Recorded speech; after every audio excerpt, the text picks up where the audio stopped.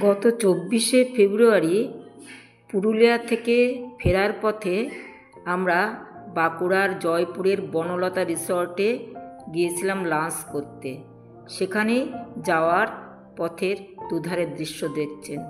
নমস্কার বন্ধুরা, সঙ্গে আমি ইরাবতী চ্যানেলে আমি ইরাবতী মণ্ডল সবাইকে স্বাগত জানাই। এই যাওয়ার পথে জয়পুরের দিকে যাচ্ছি। দেখুন দুধারে ঘন জঙ্গল। যেতে যেতেই শুনলাম এই জঙ্গলের থেকে মাঝে মাঝেই হাতি রাস্তার উপরে বেরিয়ে আসে। তার জন্য মাঝে মাঝেই কিন্তু এদের যাওয়ার পথে ঠিক নিশানা করা আছে, সেখানে পুলিশও থাকে।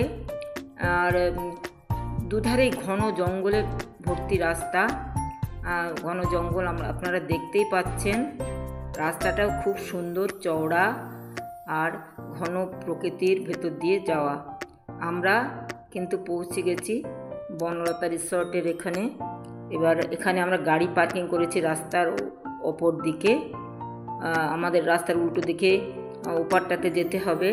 গাড়ি পার্কিং করে আমরা গাড়ি থেকে নেমে আমরা কিন্তু ওপারে গেছি। দেখুন ওপারে সব সারি সারি দোকান। রাস্তার উপরে বিষ্ণুপুরি ঘরানার এই যে মাটির ঘোড়া এবং নানান ধরনের জিনিস রাস্তার সাইডেই সব এরা দোকান দিয়ে বসেছে পশারিরা। খুব সুন্দর সুন্দর সব জিনিস আপনারা দেখতে পাচ্ছেন, অপূর্ব।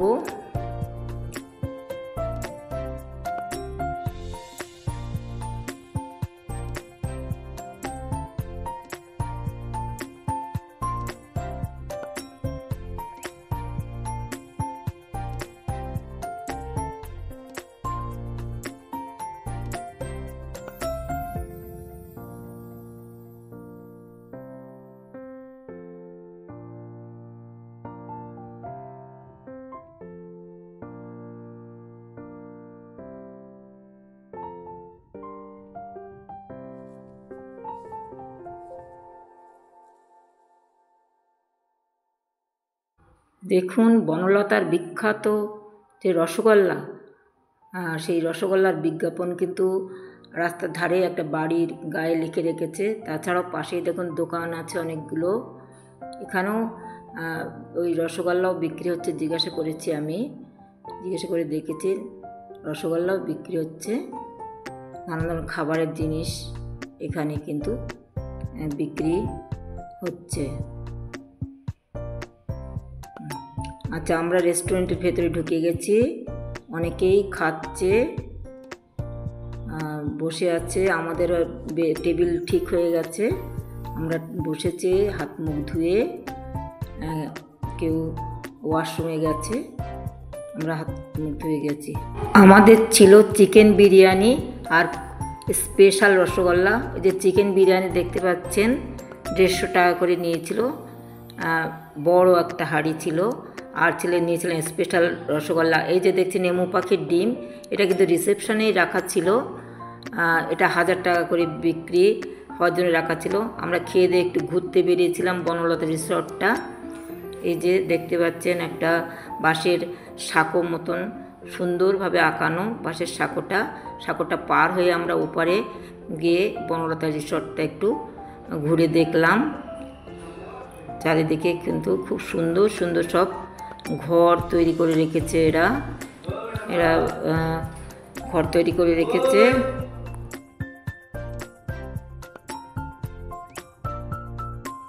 আমরা বনলতা রিসর্টের একটু ভিতরের দিকে যাচ্ছি ঘুরতে। দেখতে পাচ্ছেন পথের দুধারে সব এই যে ভেতরে সব দোকান করা আছে, এবং এই দোকানগুলোতেও সব বিষ্ণুপুরি ঘরানার মাটির জিনিসপত্র সব বিক্রি হচ্ছে। নানান ধরনের জিনিসপত্র বিক্রি হচ্ছে, ক্রেতারাও আছে দেখতে পাচ্ছি। আমরা একটু ভেতরের দিকে গেলাম ঘুরতে। দেখুন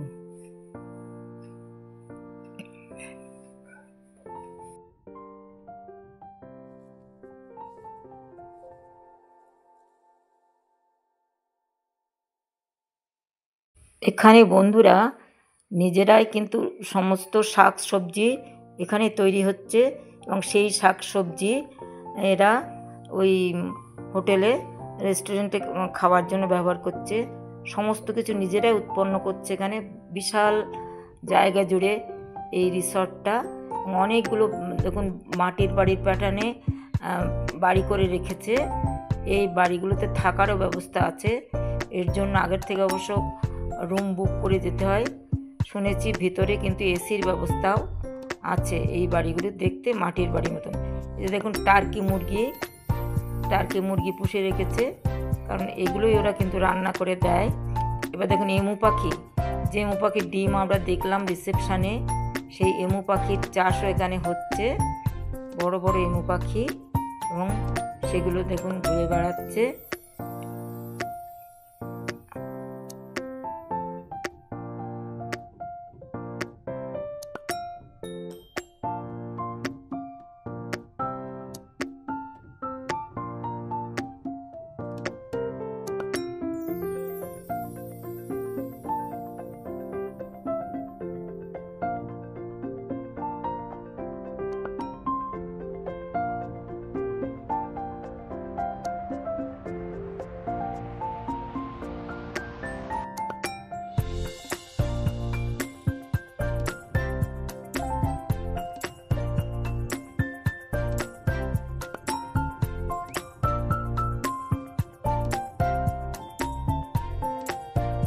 নানান ধরনের শীতের ফুলে ভর্তি চারিদিকটা।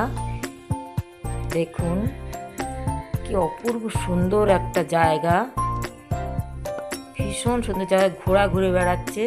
শুনেছি এখানে ঘোড়ার গাড়িতে করে সমস্ত এলাকাটা ঘুরিয়ে দেখানোর ব্যবস্থাও আছে। তার বিনিময়ে অবশ্য টাকা দিতে হয়, কিন্তু সেই ব্যবস্থাও এখানে আছে। আর দেখুন সবজি, দেখুন নানান ধরনের সবজি, ওই যে ব্রোকলি টাইপের সবজি, নানান সবজি চাষ হচ্ছে। এছাড়াও কিন্তু এখানে মাছের চাষও হয়।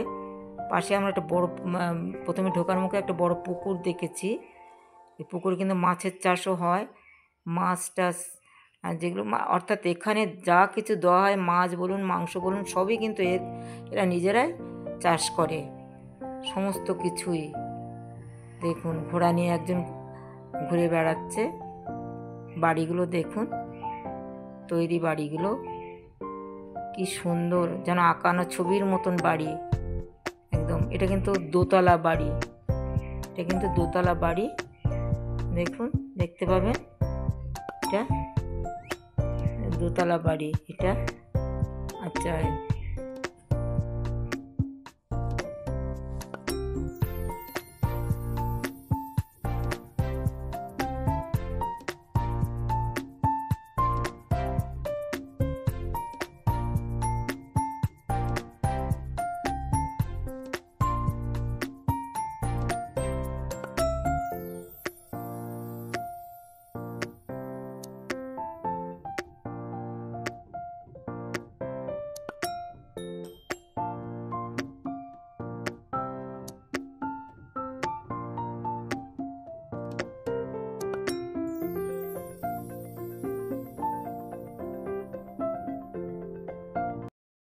এই যে দেখছেন বাড়িগুলো, ওই বাড়িগুলো কিন্তু এখানকার কর্মচারীদের থাকার জায়গা।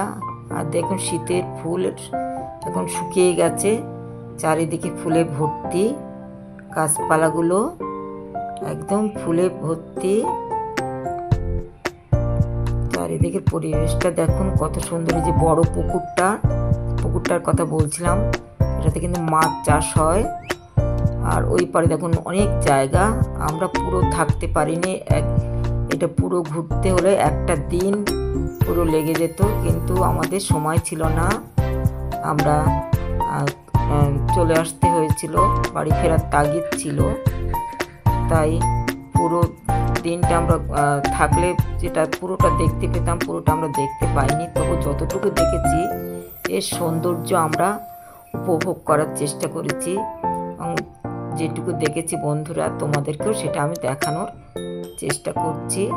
আশা করি তোমাদের ভালো লাগবে। ধন্যবাদ।